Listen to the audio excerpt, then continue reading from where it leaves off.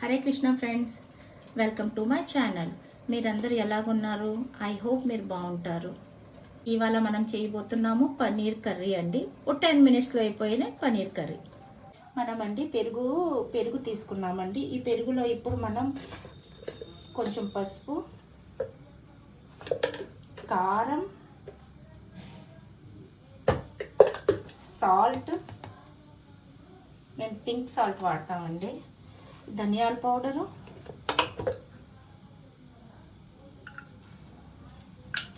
తర్వాత మనం ఇలాగ క్యూబ్స్గా కట్ చేసుకున్న ఆనియన్స్ అండి, ఆనియన్స్, క్యాప్సికమ్, ఇంకా పన్నీర్ ఇవన్నీ వేసి ఈ పెరుగులో మనం ఈ మసాలాలో మనం బాగా కలుపుకుందామండి. దీనికి మన గ్రేవీకి ఈ ఆనియన్స్ అండి, నేను ఆనియన్స్ ఫ్రై చేసుకొని ఉంచుకున్నాను. ఈ ఆనియన్స్ వేయాలి. నానబెట్టుకున్న జీడిపప్పులు అండి, కొంచెం అంటే గ్రేవీ కొంచెం బాగా వస్తుంది. దీంట్లో కొంచెం పన్నీర్ ముక్కలండి. ఎప్పుడైనా పన్నీర్ కర్రీకి గ్రేవీ కోసం కొంచెం గ్రేవీలో కొంచెం పన్నీర్ వేస్తే చాలా బాగా వస్తాయి ఇది గ్రేవీ అండి. అదేనండి, నేను ఆనియన్స్ ఫ్రై చేశాను, దాంట్లోనే ఆ ఆయిలే మిగిలింది, దాంట్లోనే వేస్తున్నానండి. ఇప్పుడు ఇది వేసాం కదండి, దీంట్లో కొంచెం మనం అల్లం వెల్లుల్లిపాయ పేస్ట్ వేసుకుందాం. కొంచెం చాలండి, ఒక 6 స్పూన్ చాలు.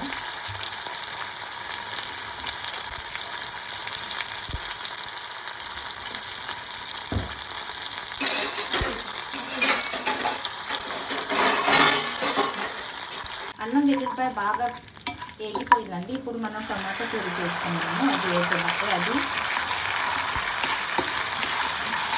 ఇప్పుడు మనం మసాలా అదే గ్రేవీకి తయారు చేసుకున్నాం కదండి, పన్నీరు, అదే వేపిన ఆనియన్స్, ఇంకా జీడిపప్పులు అవి వేయాలండి.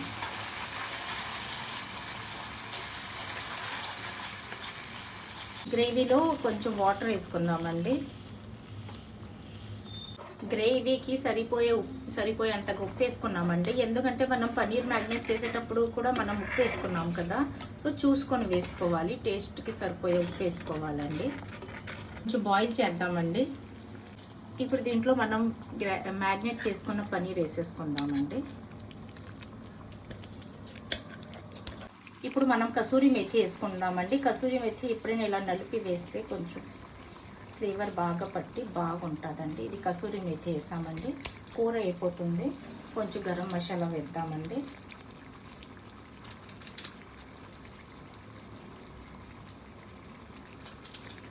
మన కర్రీ రెడీ అయిపోయిందండి. ఇప్పుడు సర్వ్ చేసుకుందాం.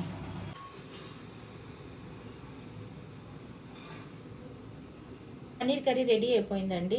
దీన్ని ఫుల్కాతో, చపాతీతో, బటర్ నాన్తో, ఇంకా రైస్ ఉంటుంది కదా జీరా రైస్తో, వీటితో చాలా బాగుంటుందండి. మీరు కూడా ట్రై చేసి చూడండి, చాలా టేస్టీగా ఉంటుంది, झटपट అయిపోతుందండి. మా పన్నీర్ కర్రీ మీకు నచ్చితే మా ఛానల్ని లైక్ చేసి, షేర్ చేసి, సబ్స్క్రైబ్ చేసుకోండి. Thank you.